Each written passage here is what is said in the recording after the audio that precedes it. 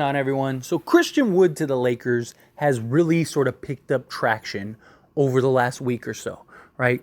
Based on reports, Christian Wood has gotten nothing but vet minimum offers, and based on those same reports, and it's not just Laker reports, it's reports that are neutral, it's reports from Dallas, it's all kinds of stuff, right? All saying that if he just continues to only get vet minimum contracts, then he is going to sign with the Lakers. And many people are wondering, like, why hasn't he signed with the Lakers yet, if that's the case? Because he's waiting it out, right? Still a long offseason. You never know. Once the dust settles after, like, the Dame trade, James Harden, like, all the big names get traded, right? Maybe then you start seeing teams that go, okay, like, we could use another scorer, we could use another big or something like that. Let's just go give Christian Wood our taxpayer mid-level or something, right? And it doesn't hurt him. Like, the Lakers aren't going to say no hard pass, right? Like, no, if the Lakers can get him for a vet minimum, they're going to get him for a vet minimum. And I do think he is somebody that you have to, right? Like, if you can get Christian Wood on a vet minimum contract, it's a no-brainer to me, right? It is so low risk, high reward that, I mean, it might be one of, if not the best, or turns out to be one of, if not the best, just vet minimum contracts in the league. Because, I mean, you're talking about a guy that's, 17-8, 17-7, and guy that can be a 3-level scorer as a big man, can shoot the 3 ball, can shoot the mid-range, can finish around the basket, make some plays. Like, he is, without a doubt, very talented. His issue, and the reason why he hasn't gotten a contract yet, is solely just locker room, right? His issue is character. And we have seen several players, and it's kind of been a growing trend lately of players speaking out about their character issues and how it affected them. You saw Andre Drummond. He had a video where he was at his camp and he was talking to his players, and he was like, look, I was a $100 million a year guy, but I thought I was too big for this league, and I thought I was this, that, and the other, and now I'm a vet minimum guy. And it just, my behavior and my character ruined potential bigger success, right? Which is very humbling, and it's great to hear. You also hear guys like Dion Waiters, who's, been working out for teams and stuff. He said, like, hey, like, I was a problem. Like, I had big character issues everywhere I went. I messed up with Miami, like things like that. He was like, I made these mistakes. And we've seen other players, though, find the right fit, find the right environment, and it works, right?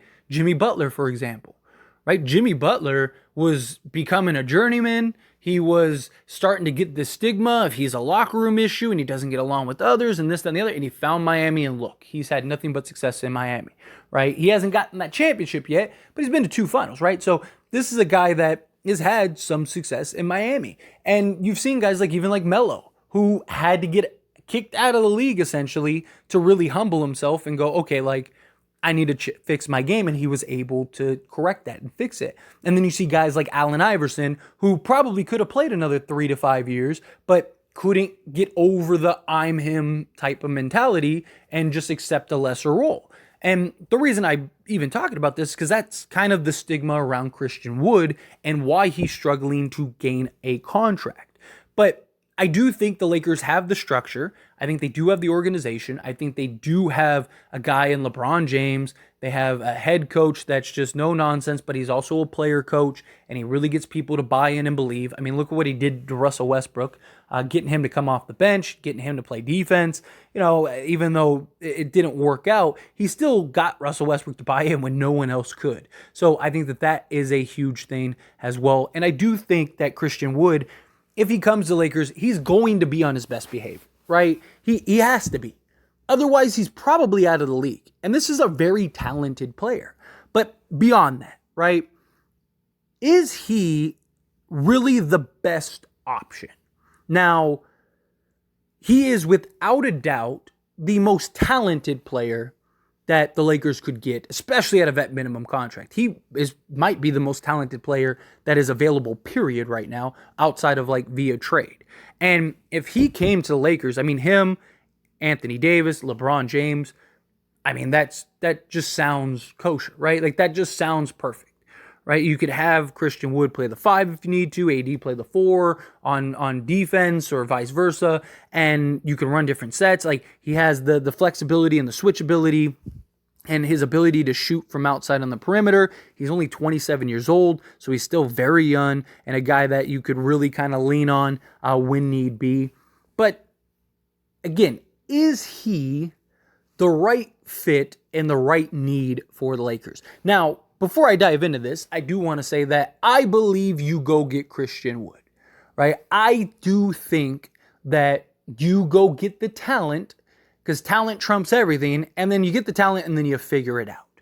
But that being said, there is a real argument that the Lakers should look elsewhere besides Christian Wood. Now, the Lakers are also interested in a Bismack Biyombo. I don't think he's the answer either, and here's why. Bismack Biyombo, he has like the insane, like 7'6" wingspan or something like that, great shot blocker and stuff, but he's the defense, Christian Wood's the offense, right? But I do think Christian Wood, with his intangibles, would be serviceable enough defensively, especially under Darvin Ham. I think he can get him to buy in. But the problem is Christian Wood is 6'9", 6'10", 214, 215 pounds. Like, he is a power forward, not a center.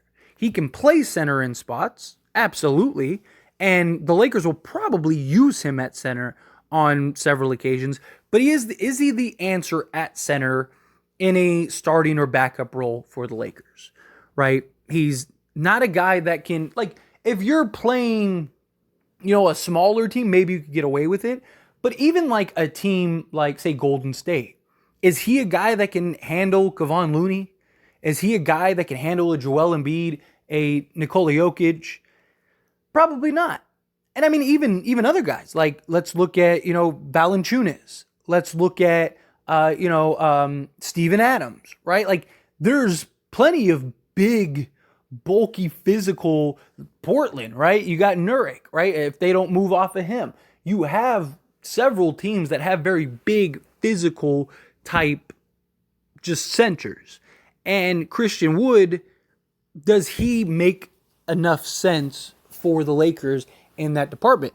Because if not, then you're bringing him in as a power forward, and isn't that kind of the last thing you need, right? I mean, the one thing the Lakers have an overabundance of is forwards, right? I mean, you got LeBron James, you got Jared Vanderbilt, you got Rui Hachimura, you got Cam Reddish. I mean, you got Lewis, and you can go with Taurean Prince, right? Like, all of these guys are sizable perimeter guys, and guys that can play the four. Pretty much all of them, right? I mean, Taurean Prince plays the four a lot. Cam Reddish can play the four. You have LeBron James who plays the four a lot. Anthony Davis could play the four if you need him to, right? Like, Rui Hachimura, Jared Vanderbilt, basically everybody, right? Like, you have an entire roster full of guys that can essentially play the four. And so if you're bringing in Christian Wood as anything outside of the center position, who ends up being the odd man out, right? So Cam Reddish very likely is the odd man out, but even then, let's remove Cam Reddish from the equation, right? You still have LeBron and AD who could play the four, which the Lakers have said they want to move AD to the four more. He very likely might start at center, but they want to move him and allow him to play out the four more. Okay, so you have LeBron and AD, you have Rui Hachimura, you have Jared Vanderbilt, Taurean Prince. That's still five guys that can play the four. And four out of those five guys can play the three.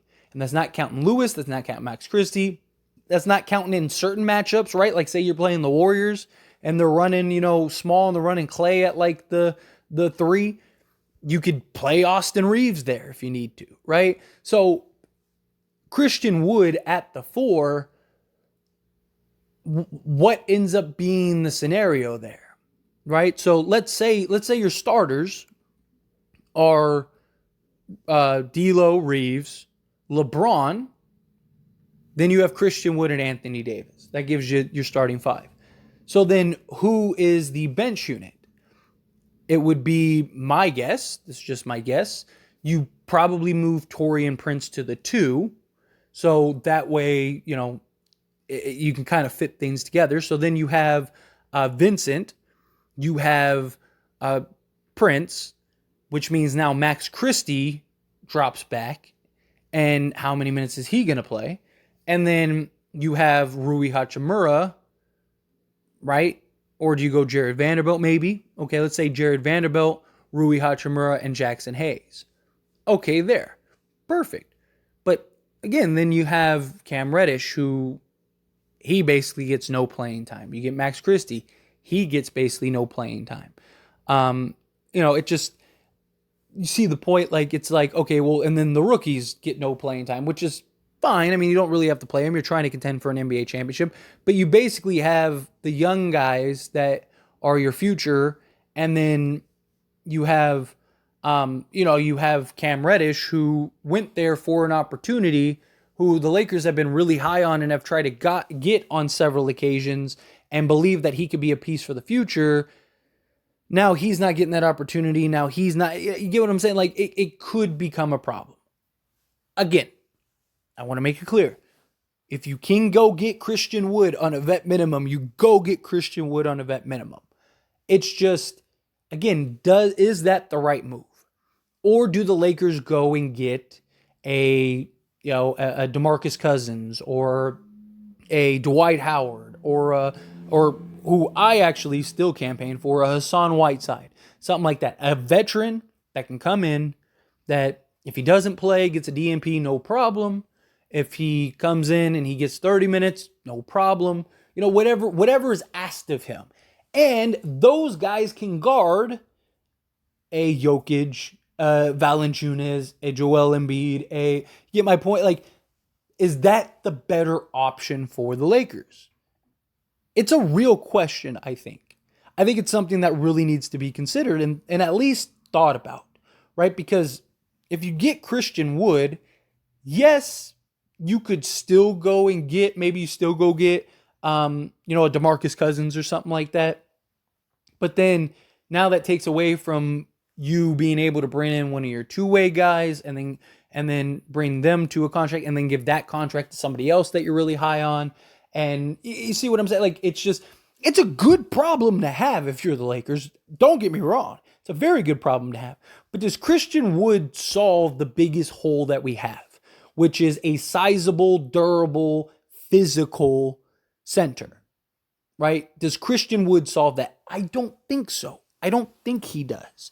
I think he has the potential to absolutely help and make a big, you're adding a 17 and 8 guy.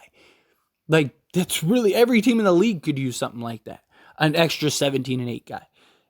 So, I don't know. It's just, it was just an interesting thought that crossed my mind. And I wanted to talk about it and have that discussion. So, as always, that's what this is a discussion. So I want to hear your thoughts and opinions down in the comments below. I shared mine. Love to hear yours. So let me know.